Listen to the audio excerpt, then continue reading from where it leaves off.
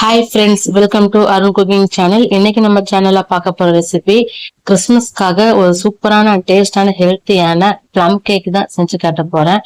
எப்பவும் போல இல்லாம கொஞ்சம் டிஃப்ரெண்டா மாப்பிள்ளை சம்பா அரிசியை வச்சு கூடவே சுகருக்கு பதிலா வெல்லம் சேர்த்து செஞ்சிருக்கேன். நீங்களும் இதே மாதிரி செஞ்சு உங்க வீட்டுல இருக்கிறவங்க கொடுத்து பாருங்க. நீங்க சொன்னாதான் தெரியும் இது மாப்பிள்ளை சம்பா அரிசியில செஞ்சதுன்றது. ஃபர்ஸ்ட் மாப்பிள்ளை சம்பா அரிசியை நல்லா கழுவிட்டு ஒரு மணி நேரம் ஊற வச்சுட்டு ஃபேன் காத்துலயே இந்த மாதிரி ஆற வச்சு எடுத்திருக்கேன். நெக்ஸ்ட் கடையில கொடுத்து மாவு அரைச்சு எடுத்துட்டு வந்தாச்சு. இது நல்லா ஃபேன் காத்துல ஆற வச்சுட்டு அதுக்கப்புறமா ஒரு டிஃபன் பாக்ஸ்ல போட்டு ஸ்டோர் பண்ணி வச்சுக்கலாம். நார்மலா நம்ம ஊர்ல கிடைக்கிற ஆரஞ்சு தான் நான் 2 எடுத்து ஜூஸா எடுத்து வச்சிருக்கேன். அதுல எல்லா நட்ஸ்லயுமே 2 ஸ்பூன் எடுத்திருக்கேன். பாதாம், முந்திரி, அதுக்கப்புறம் கருப்பு திராட்சை, வால்நட், வாட்டர்மிலன் சீடு, நார்மல் திராட்சையும் கொஞ்சம் எடுத்திருக்கேன். செர்ரி பழம், டூட்டி ஃப்ரூட்டி, ஒரு 4 டேட்ஸையும் சீடெல்லாம் எடுத்துட்டு போட்டு வச்சிருக்கேன். இது எல்லாத்தையுமே நல்லா மிக்ஸ் பண்ணிட்டு ஒரு மணில இருந்து 4 மணி நேரம் உங்க விருப்பம் போல நீங்க இதை ஊற வச்சுக்கலாம். மூடி போட்டு வச்சுக்கிறேன், நல்லா ஊறட்டும். நெக்ஸ்ட் அரைச்சு வச்ச மாவு நான் 1 கப் அளவுக்கு எடுத்துக்கிறேன். நெக்ஸ்ட் ரூம் டெம்பரேச்சர்ல வச்சிருந்த பட்டர் ஒரு 30 இருந்து 40 கிராம் அளவுக்கு இருக்கும். அப்புறம் பவுடர் வெல்லத்தை நான் அளக்கல, டைரக்டாவே போட்டுட்டேன். நீங்க எந்த பாத்திரத்துல எடுக்கிறீங்களோ அந்த பாத்திரத்துல அரை பங்கு இல்லைன்னா 3/4 பங்கு எடுத்துக்கோங்க. இதை நல்லா ஜலிச்சுக்கிறேன். நார்மலா கொஞ்சம் துப்பியா இருக்கிறவங்க தண்ணி ஊத்தி கொதிக்க வச்சு கூட ஃபில்டர் பண்ணிக்கலாம். நான் அந்த மாதிரி செய்யல, நல்லா ஜலிச்சே நான் எடுத்துக்கிட்டேன். நல்லா இந்த அளவுக்கு நல்லா ஜலிச்சு எடுத்தாச்சு. நெக்ஸ்ட் ஒரு எக்கு சேர்த்திருக்கேன். நீங்க எக்கு வேணான்றவங்க தயிர் சேர்த்துக்குங்க. அதே மாதிரி எக்கு இன்னும் ஒரு 2 எக்கு எக்ஸ்ட்ராவும் சேர்த்துக்கலாம், ஒரு 3 எக்கு போல.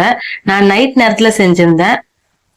3 எக்கு எடுத்து வச்சிருந்தா அது 2 எக்கு வீட்டுல இருக்கிறவங்க எடுத்துட்டாங்க. சரி ஓகே, ஒரு எக்கே போதும் அப்படின்றதால ஒரு எக்கு மட்டும் சேர்த்துருந்தேன்.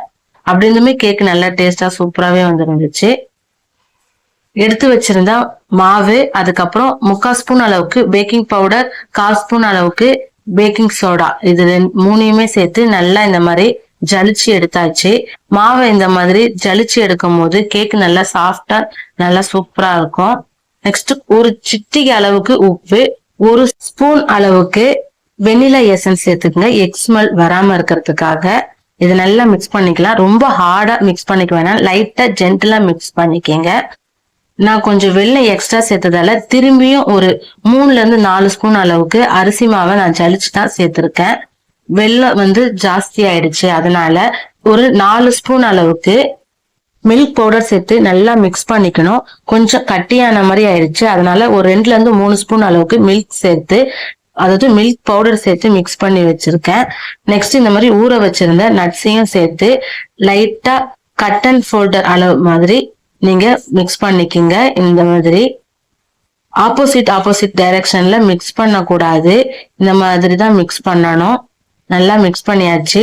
ஒரு 1.5 ஸ்பூன் அளவுக்கு கொக்கோ பவுடர் ஆப்ஷனல் தான். லாஸ்ட் நேரத்துல என் பையன் எடுத்துட்டு இதை சேர்க்க சொல்லி ரொம்ப அடம் பிடிச்சதால சரி அவங்க சாப்பிட்ற பொருள் தான், ஓகே சேர்த்துக்கலாம்னு சொல்லிட்டு சேர்த்தாச்சு. உங்களுக்கு வேண்டாம்னா ஸ்கிப் பண்ணிக்கோங்க. கேக் மிக்ஸ் நல்லா கரெக்டான கன்சிஸ்டன்சில ரெடி ஆகிடுச்சு. இப்போ கேக் செய்யற பாத்திரத்துல பட்டரோட அந்த ஷீட் இருக்கும் இல்லையா, அதுதான் வச்சு நான் இந்த மாதிரி தடவிக்கிறேன். அதுல கொஞ்சமா கோதுமை மாவும் போட்டு அது எக்ஸ்ட்ரா இருக்கிற மாவெல்லாம் வெளியே எடுத்துட்டு ரெடி பண்ணி வச்சிருக்க மாவை இதுல ஊத்திக்கிங்க. பட்டர் ஷீட் இருக்கிறவங்க பட்டர் ஷீட் போட்டு இந்த மாதிரி மாவை ஊத்திக்கலாம். நான் பட்டர் ஷீட் என்கிட்ட இல்லாதால இந்த மாதிரி செய்யறேன். நீங்க பட்டருக்கு பதிலா எண்ணெய் கூட தடவிட்டு இந்த மாதிரி பண்ணலாம். லைட்டா இந்த மாதிரி செஞ்சுக்குங்க. நெக்ஸ்ட் நம்ம எதுல கேக் செய்ய போறோமோ அந்த பாத்திரத்துல நான் சால்ட்டை போட்டு ஒரு 10 நிமிஷத்துக்கு ப்ரீ ஹீட் பண்ணி வச்சிருந்தேன். 10 நிமிஷத்துக்கு அப்புறமா ஓபன் பண்ணிட்டு ரெடி பண்ணி வச்சிருந்த கேக் மிக்சரை அதுல வச்சிருங்க. இப்ப மூடி போட்டு அப்படியே சிம்மிலேயே வச்சு குக் பண்ணுங்க. திருப்பியும் ஒரு 15 நிமிஷத்துக்கு அப்புறமா ஓபன் பண்ணி டெக்கரேஷனுக்காக கொஞ்சமா செர்ரி பழத்தை சேர்த்துக்கிறேன். அதுக்கப்புறம் கருப்பு திராட்சை, நெக்ஸ்ட் டூட்டி ஃப்ரூட்டி, கொஞ்சமா கேஷ்யூ, இது எல்லாத்தையுமே மேல சேர்த்திருக்கேன். அப்பதான் டேஸ்டும் நல்லா இருக்கும், பாக்குறதுக்கும் பிளம் கேக்ஸ் மாதிரியே இருக்கும், அதனால சேர்த்திருக்கேன்.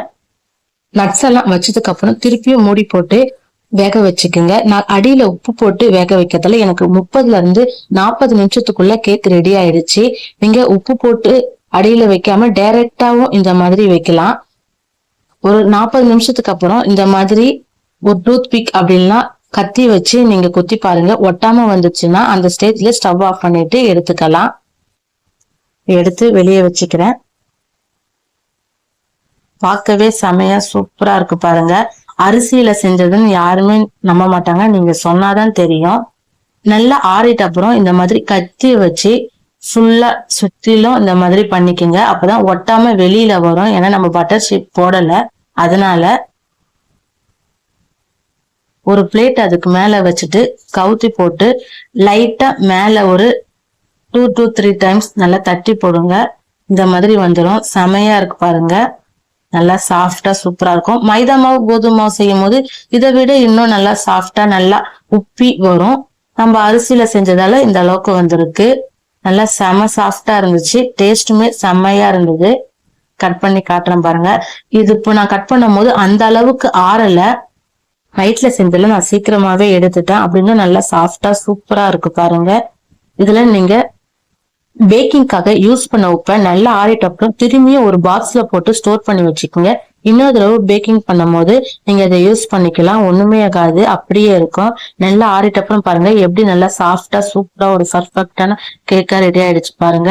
நீங்களும் இந்த கிறிஸ்துமஸ் அப்படின்னா இருக்கு இந்த மாதிரி மாப்பிள்ளை சம்பா அரிசி வெல்லம் வச்சு கேக் செஞ்சு உங்க வீட்டுல கொடுத்து பாருங்க. எல்லாரும் ரொம்ப லைக் பண்ணி என்ஜாய் பண்ணி சாப்பிடுவாங்க. அரஸ் குக்கிங் சேனலை லைக் பண்ணுங்க, ஷேர் பண்ணுங்க, சப்ஸ்கிரைப் பண்ணுங்க.